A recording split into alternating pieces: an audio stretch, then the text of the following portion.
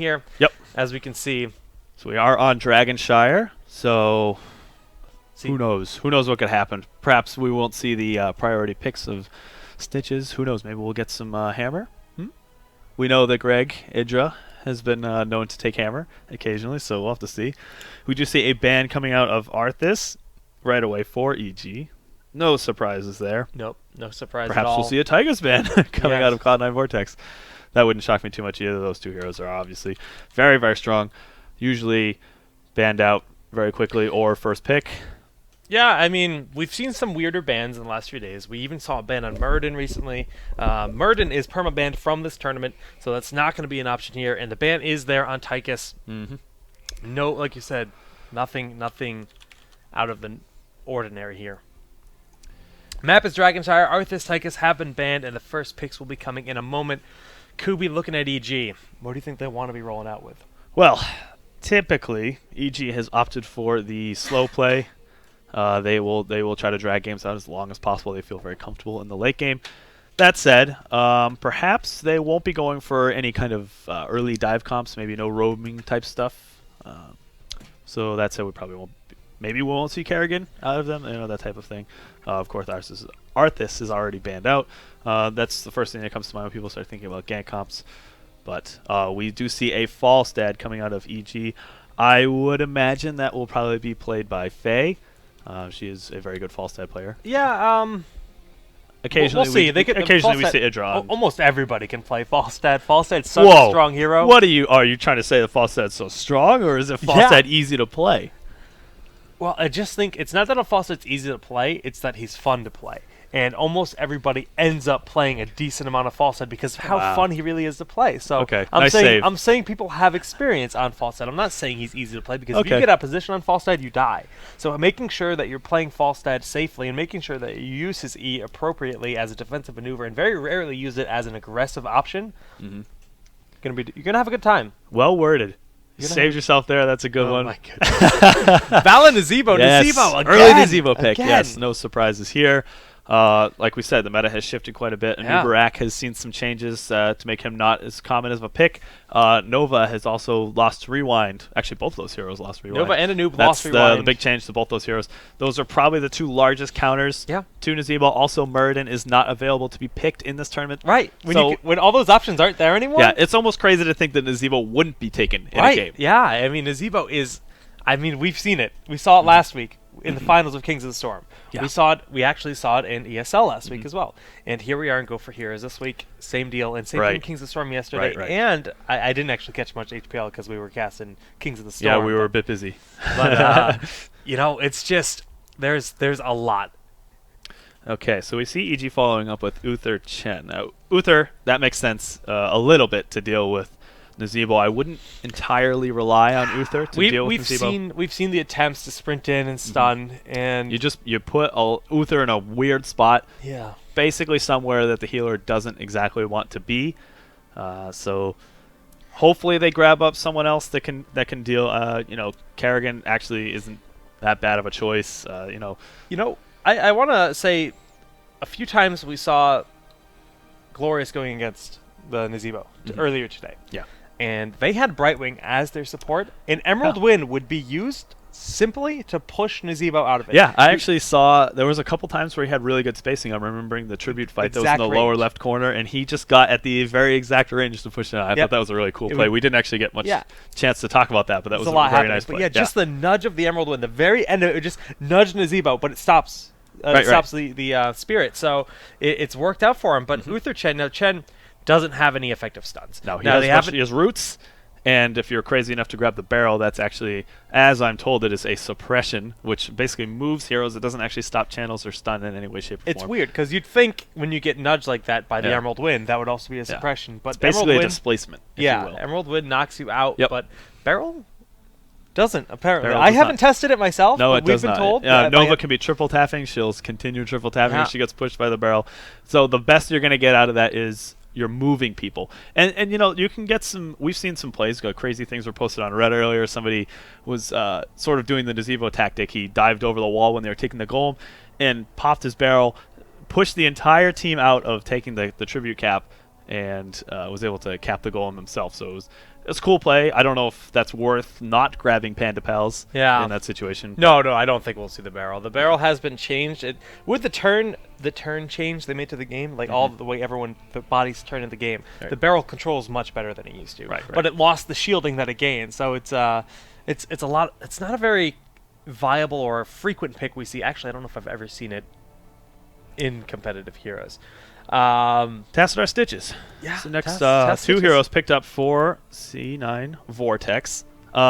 Stitches is not particularly strong or weak on this map, but you're taking away another common pick to deal with Nazeebo. I mean, they did already grab Chen as their warrior, so it wasn't super likely. Perhaps they just feel pretty comfortable grabbing Stitches in this situation. We'll have to see how that pans out. Wow. Okay. All right. Okay. So here's something to talk about. Raynor and Anubarak. Now, Raynor alone is a weird pick, especially because if you don't have Rhaegar. Yeah. And because Raynor really relies on that extra move speed you get from Rhaegar. Now, in theory, I've thought about this. I've theory crafted it a little bit. I was like, well, what if you had Brightwing and you gave Raynor Pixie Dust to use aggressively? Maybe that would give him some more viability, because he really just needs extra move speed. And but Anubarak, a pick that we almost never see ever since the triple nerf he received in the last patch. Yeah, but he has the snipe, which is knockback. It's true. That deals with Ravenous Spirit and Anubarak. Yep. We were talking about how Anubarak isn't actually picked all that often.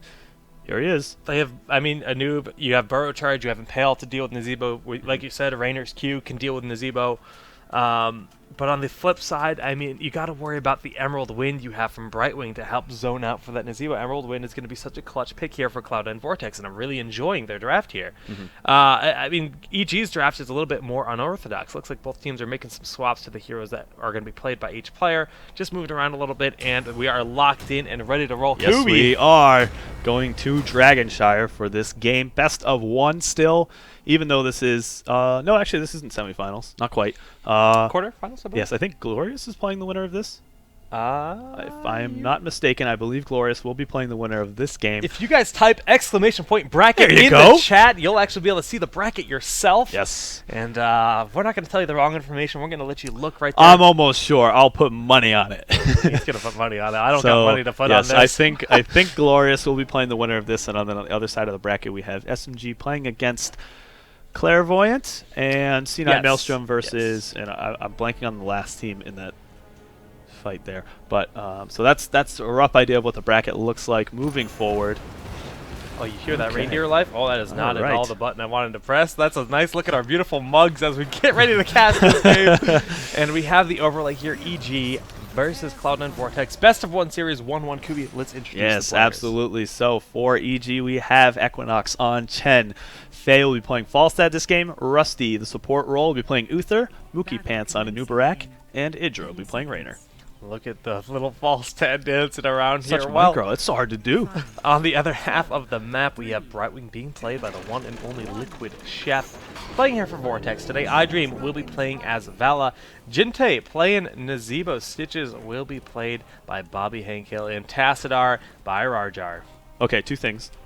If I'm not mistaken, was Jinte the one that made the crazy play last week with the zombie walls? He was. And blocked the Stitches hook? Okay, so that's cool. So keep an eye out for that top level, and the Nazeebo play from Jinte. He's talking about is actually it was in this tournament last week, and he threw down the wall on him. He actually hit alt to self-cast the wall around his body. I assume this is just a self-cast because it's perfect positioning around him. And when the hook came down, because they saw the Ravenous Spirit's location, the hook came down and grabbed the zombie, not him.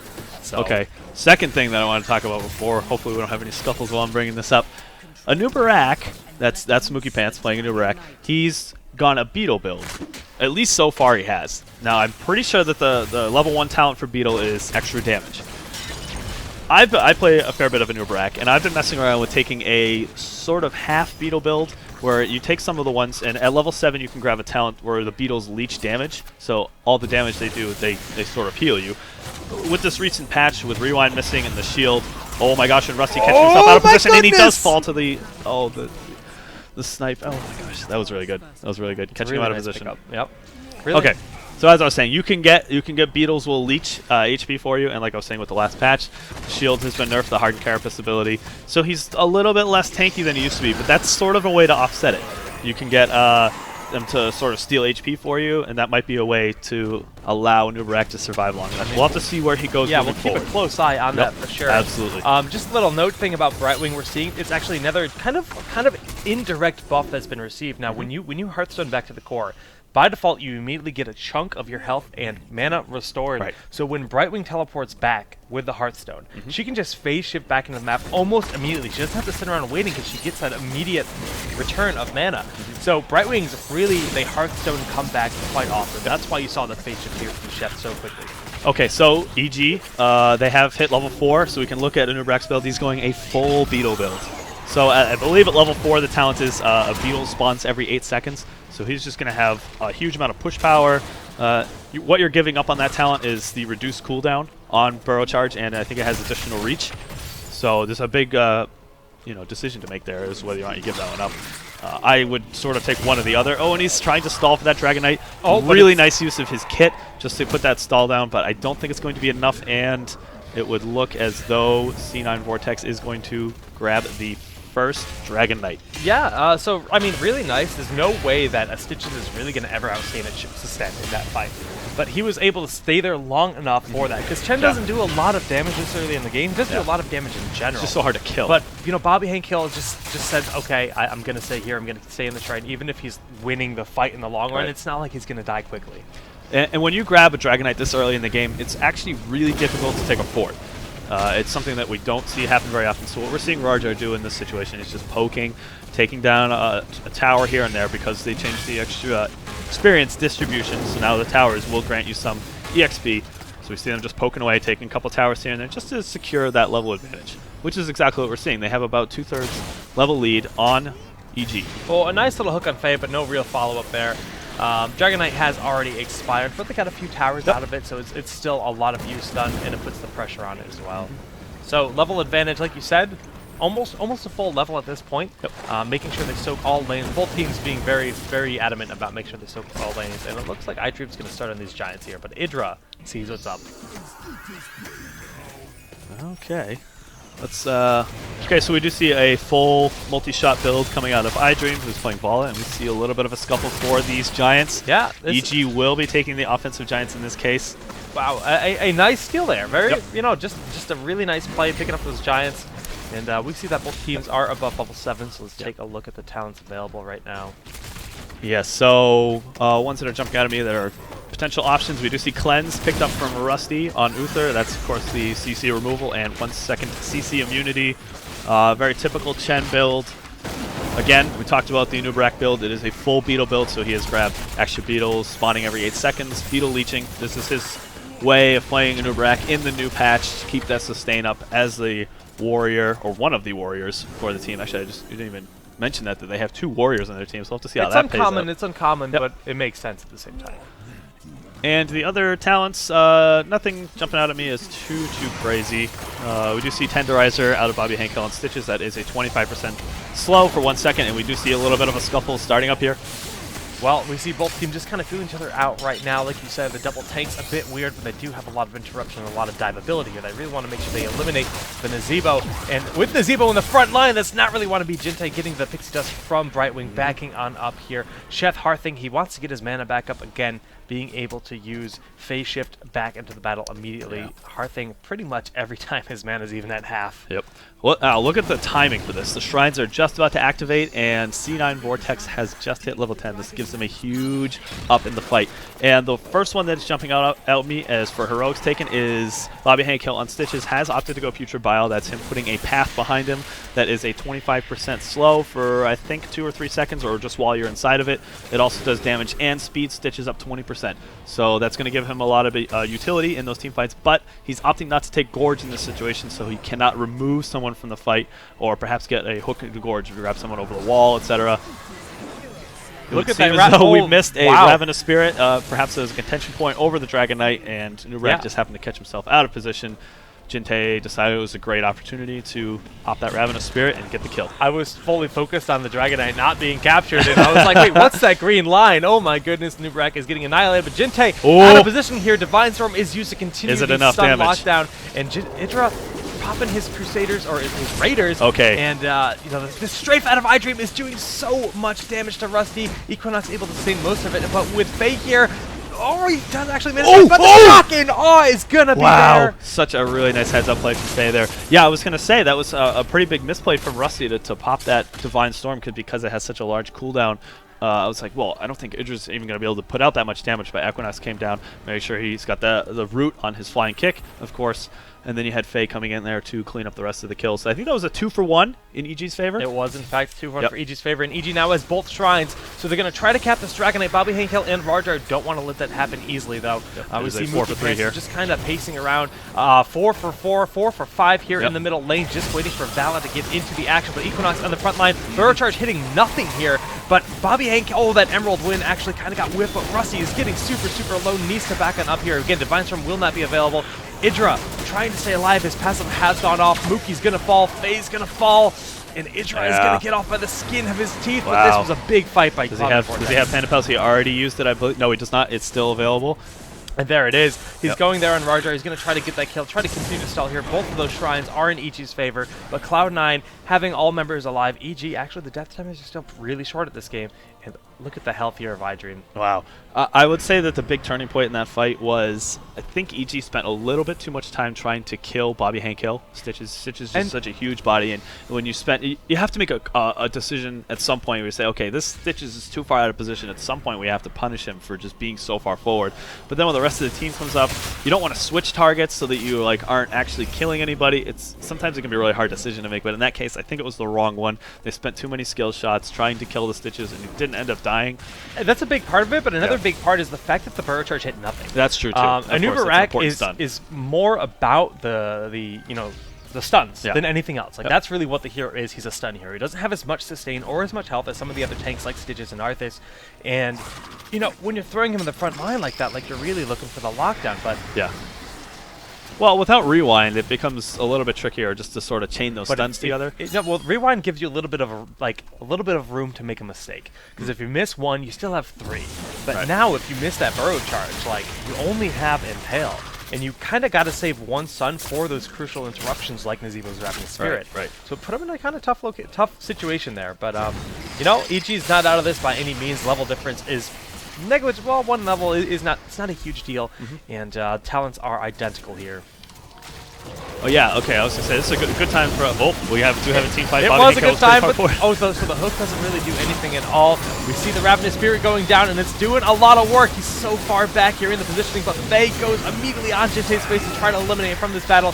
Does Faye want to use her dash forward? I don't think so. Yes, she uses it defensively here. The hook goes down on Faye, and the poly as well from Liquid Chest. The heal from Uther is there. Emerald Win is you are kidding me. Much work done are you serious? That was a clutch Emerald Win there just to make sure that Bobby Hankel stayed alive. And I was so shocked, Nazeebo, he waited so long to use Sprint. He was incredible. He was so confident in his positioning that he wasn't going to die. He waited until the very last second to use it. That was a crazy fight. iDream just doing a lot of damage here. He did so much with that Ravenous Spirit. He did. He was so far away. I was looking for where the heck is Nazeebo? Oh my gosh, he's all the way down here below. He's almost in the bottom lane casting that Ravenous. Really nice positioning. Yeah. I'm sure EG was in the same spot. Where the heck is that Ravenous coming from? And yeah, Faye found him, but it was almost too late at that point, And only one player died in that fight. It was in fact our Anubarak player, but a big strafe going down, just keeping the pressure on. Now you might say that strafe didn't do that much, but it zoned them out from the Dragon Knight completely. They can't get in there. With battle momentum, strafe gets back up pretty quickly. Oh sure, yeah. Let's see. I mean, what are we looking at right now? I think the cooldowns are actually bugged a bit. We can't actually see what the strafe cooldown is at the moment. Yeah, sometimes that does happen with the in the actual tab screen, the way we display all of our overlays here, all of our heroics. Sometimes the heroics do bug out. But the Dragon Knight here for Cloud9 can do a lot of work, getting all that XP from that tower on the top here, and they're going to try to get this fort. They have a lot of time left here on the Dragon Knight and a lot of health, so this fort is almost definitely going to fall. For sure. You can just keep poking in with that Dragon's Breath. The rest of his team can apply a bit of pressure, and that's exactly what we see him doing, is cleaning up the lane minions while he's doing that as well. It's going to be very difficult for them to keep this fort alive. Yeah, I mean, why overcommit with it if you don't have to? You've got another 28 seconds. And we see that Putrid Bile actually goes down here, followed by a hook on Idra. Wow, really doing nice. a lot of work. Raiders are here dealing out a good amount of damage, but that fort is going to fall. And iDream could look for a target's punt if he wants to try to separate this team. Yep. Now he goes for Idra, but Idra does actually get punted just like through putting the his wall. foot through the wall there. Barely was able to hit him. If Idra had taken another step, he would have been safe. We do see Stitches is going a full slam belt, so he did grab Pulverize at level 16 in the area slam at level 13. This combined with the... Oh my gosh, that was a really, really nice shock and awe. He hits Sheth. We see Sheth does have Emerald Wind available still, and Sheth, well, actually, the Ravenous Spirit's coming out and doing so much work. Look at the Panda Pals. They're just getting decimated. We actually see Ravenous Spirit decides to turn around, but Cloud9, man, they took that fight so dominantly, like Faye is going to fall. 3 members down. That was crazy. They're not dealing with the Ravenous Spirit well enough. No. It's just getting so much damage off in every team fight. Stitches did end up falling in there. We saw that the Uther Ghost was right on his tail with about like 3% HP left. Still though, they took the fight 2-3, but what's more important is that they have the momentum right here. They're able to swing up and take this top fort. They may, rotate down to the bottom lane to help Jinte out, pushing out that lane. They have a lot of options here. They can hang back and take mercenaries. They're in a good spot right now. Game after game, it just seems like teams don't have an answer for this Nazeebo. Like, constantly, we're seeing this happen. And, I will say, I imagine if Murden was available, that would be one of their go-to picks. But, of course, he is not able to be picked in this tournament just based on the rule set that they have chosen to go with. So, Murden's out. I mean, they are... they have an Uber-Ack. That's one of the ways, but he just, doesn't seem to be in the right position to...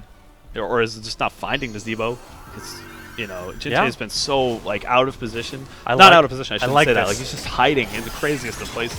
The offensive Knights here. Yeah, why not, enemies Knights. Really, really bold play, but they know their enemy team is on the other side, and each rotating up.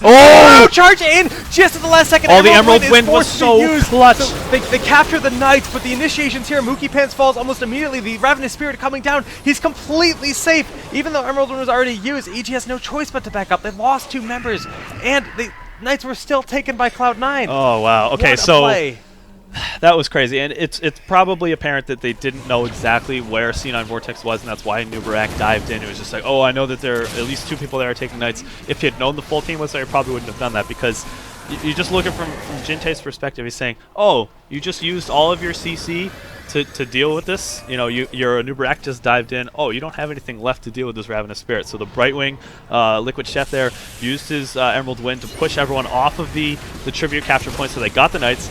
Jinte said, this is a great opportunity for me to use Ravenous Spirit, because they have nothing left to deal with it. I'm so far, away for EG to even try to move in. They're just going to end up diving too hard to try and kill the Ravenous Spirit. So it was just really nice positioning. It was beyond perfect. It was about as good as it gets. Now Bobby Henkel looking for that hook, but does not get anything.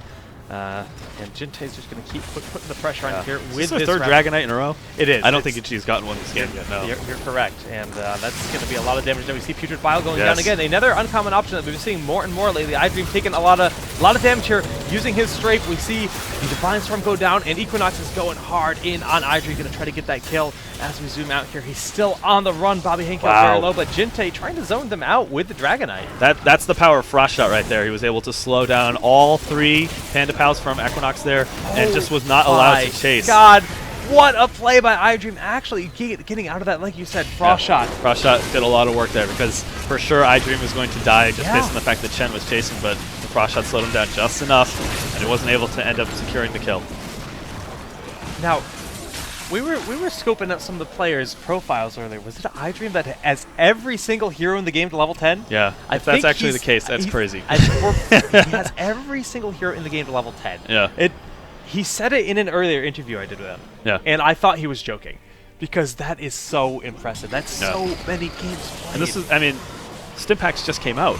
He did use He's played tons of games on all these heroes. It takes so long to get anyone to level 10, so obviously he's very experienced on any hero. This makes him really flexible, which is important for pro teams to have that flexible person when you go into that last pick. And it's like, we need to play reactively here, depending on what they pick. We'll just leave that up to iDream in this situation. He can play whoever. That's a very strong skill set to have.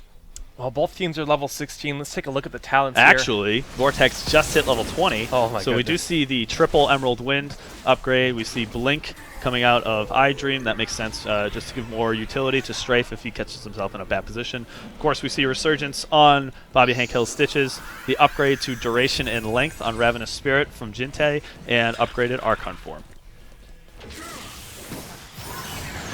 All right, well, moving on down here into the bottom lane, we can see all members of the team. Wow. Idra barely getting clipped by the left side. Yeah, I thought that was going to quit completely.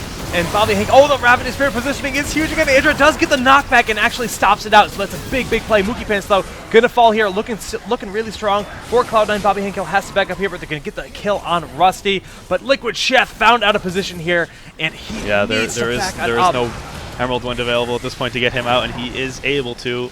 Oh, but Equinox is going to be just fine. He's going to get out of here. He's going to mount up, run away. One of the two last standing. Faye pops the overdrives, not able to hit anyone with that Wild Hammer. Wait. How'd he die? I thought the Chen was safe for sure, but he died. I didn't catch who was in the top. Oh, no. It must have been iDream? Yeah, he must have. Like, yes. I can't believe we missed that. My apologies. I have failed you. But, you know, Chef is going to be grabbing these giants here, and the Dragonite is going to be grabbed by Jinte once again. This game has just been all Cloud9 Vortex. They have taken an early lead and just dominated the entire game. They're moving into and they've already taken this middle keep here. They will probably rotate up. They don't have enough time to go in on the core just yet, but they are going for it. I'm not sure if it's the right decision here. Well, they still have 2 members down. 10 seconds left on the Chen player. Emerald Wind used kind of preemptively to just kind of get the extra damage out of this Dragonite. Wow, just they're to kind doing of stall it out. And yeah, look, I mean, we're 17, almost 18 minutes into the game. Dragonite hits like a truck. It does hit hard. I'm actually surprised that EG wasn't able to rally anything together there to keep their core alive. I mean, but they knew the right time. They knew better than I did, and they went for it, and good on them to make that call just to end the game. Don't give them a chance to come back. They know they can end it and go. Yeah, they just popped their heroics and went it with the Dragonite, no questions asked. They just said, "Let's do it," and they did it. And well, that's gonna be it here as Cloud9 advances over EG. Yeah, they will go on to play against Glorious in the semifinals of this week's Go4Heroes America's Cup, number 2. Yep. And you know what? We're going to actually just look at the bracket now. It's not completely updated here, but we can see that SMG and Clairvoyant is probably done by now. Kubi, can we get an update on that? You're doing it right now. Yes, SMG has advanced to Cloud9 Maelstrom in the semifinals on the left side of the bracket, as you guys can see right there. So that's going to be a big game right there. Yep. As Clairvoyant is going to end up falling. So that's the top half of the bracket. And on the bottom half, so that's one semifinal, and the other semifinal of this tournament is going to be Glorious versus Cloud9 Vortex, as we just saw them advance over Evil Geniuses. Now, these semifinal games, the really, really strong teams, possibly like 4 of the top 5 teams in the NA scene right now have advanced here, but unfortunately it's still a best of 1, so there's so much at stake in one game. You got to make sure that your picks, your drafts are on point. Everyone's playing on point, because one slip up and you guys can be out. There is no losers bracket. You are going home. You're probably playing from home, but you're going home. Well, guys, we don't know if we have another game to catch.